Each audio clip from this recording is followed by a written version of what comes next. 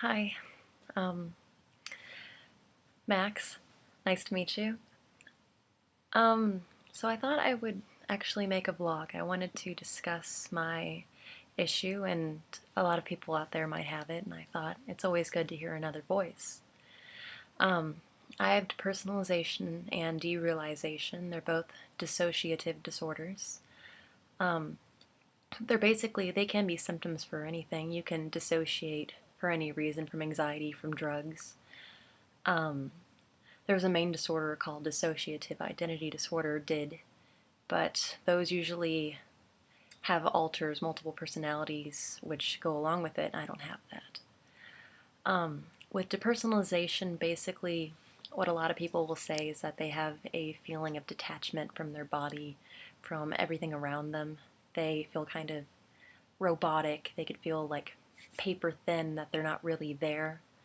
Um, They have trouble with tangibility. It's hard to sometimes look at your hands or your body. You'll feel like it's not connected to you, and it can be really scary. Like even looking in the mirror. Even if it's mimicking at the same motion, it's still kind of trippy.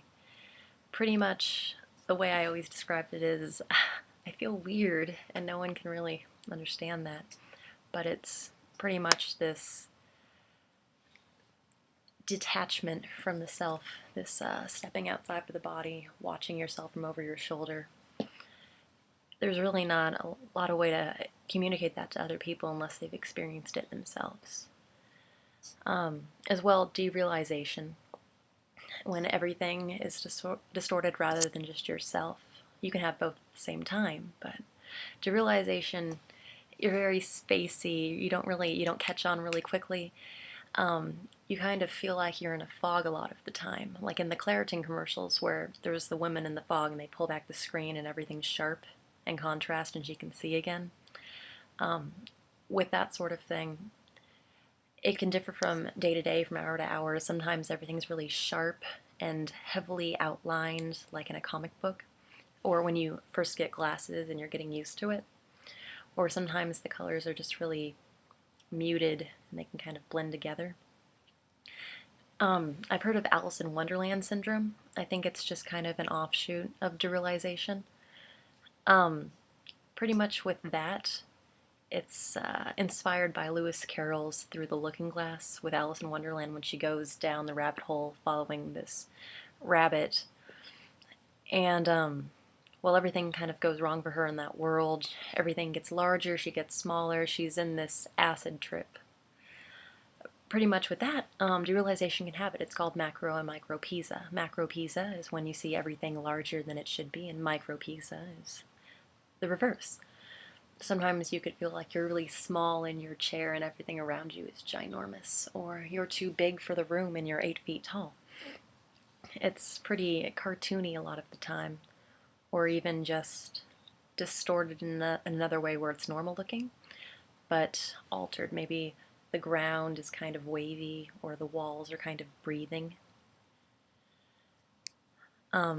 Yeah, those are these things.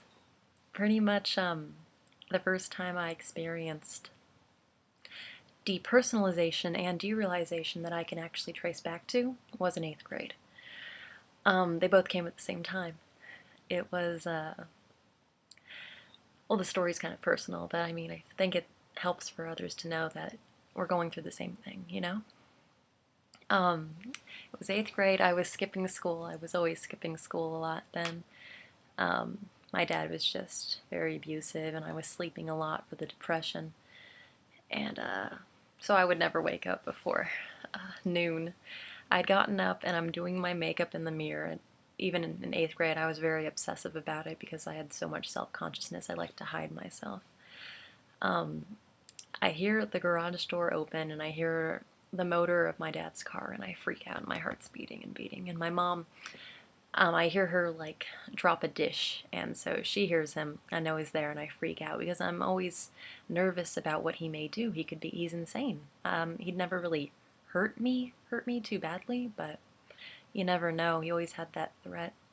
So I'm in her bathroom putting on the makeup, and I think, oh God, I'm not in class. He's going to kill me. So I run to the back of the room, and I think I'll get in the closet, but there's too much clothing there. My mother's a hoarder. I couldn't get in there. I go into her bathroom. I shut the door and I think for 5 seconds and think, no, this isn't going to work. And then I try to get under the bed. It's too short. So I go into the shower and there's a curtain, so maybe he wouldn't go in there. I'm fully dressed, but I'm in the back of the shower sitting on the ground thinking. And my heart's so loud, and I think to myself, please don't hear my heart. Please don't hear it. It's probably going right through my chest. And I've figured out a cure to breathing at this point. Don't need it. And so I hear him coming up the stairs, and the door's pushed open, even though it was already open. He opens the bathroom door and closes it. There's no one in there. He goes into the closet, and I'm not in there as well. And then he goes to the shower, and he doesn't do it slowly, but everything kind of looked that way. He reached for the handle, and all I saw was this shadow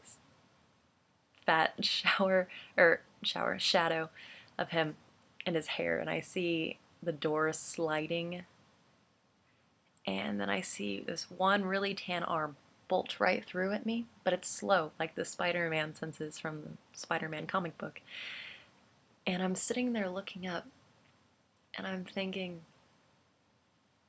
so this is where it ends, right? Right here? And I wasn't nervous or anything. At that point, I was experiencing depersonalization. I wasn't even there, so it wasn't even important. I wasn't being influenced by it.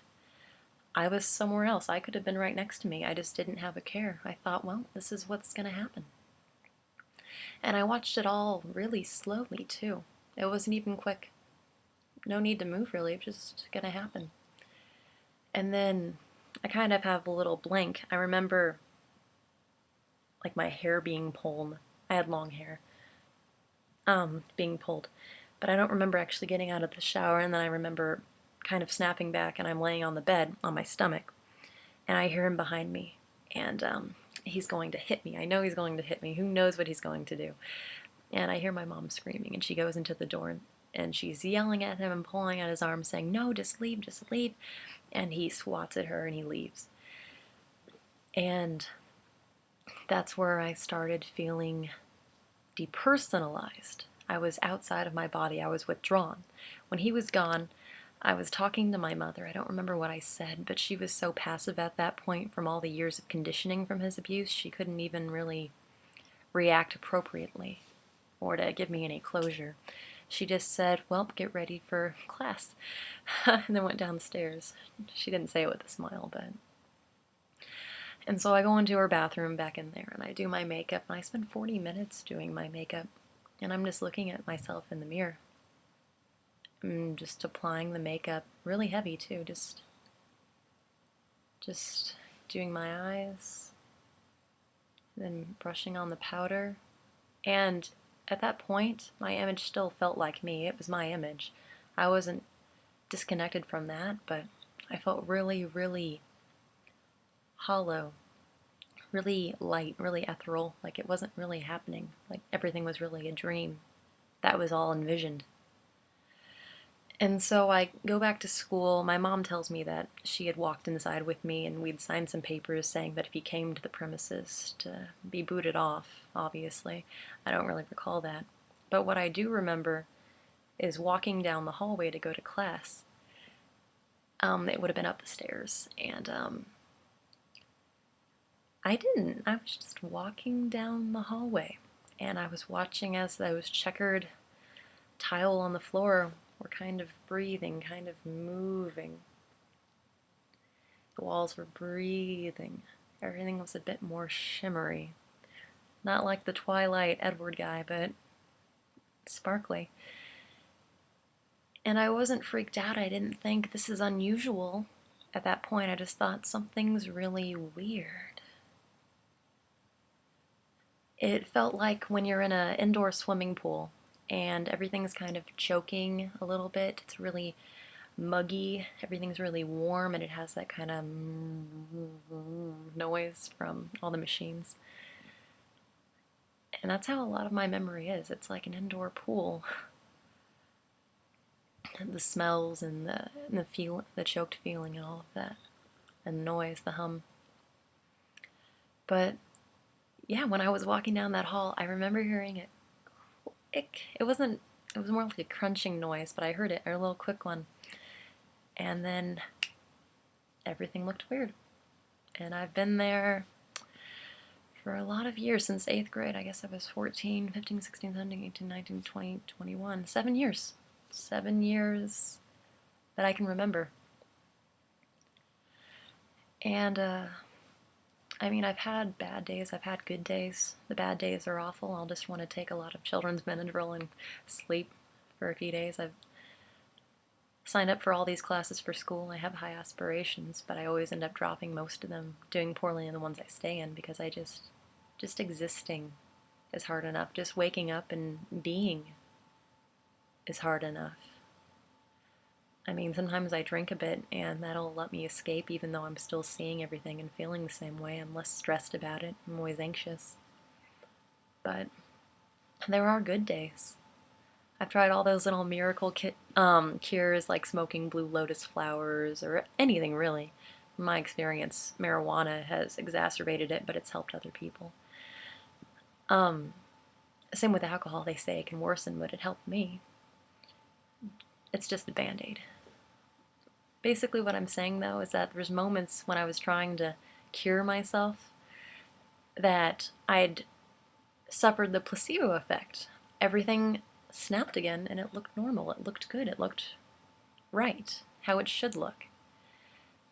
And then it would go back because, well, obviously I'm suffering from this issue, but it's psychosomatic, and I think that's really, really relieving, because that means if it can go away from that, then it's just finding the right cocktail, finding the right therapy that can fix it.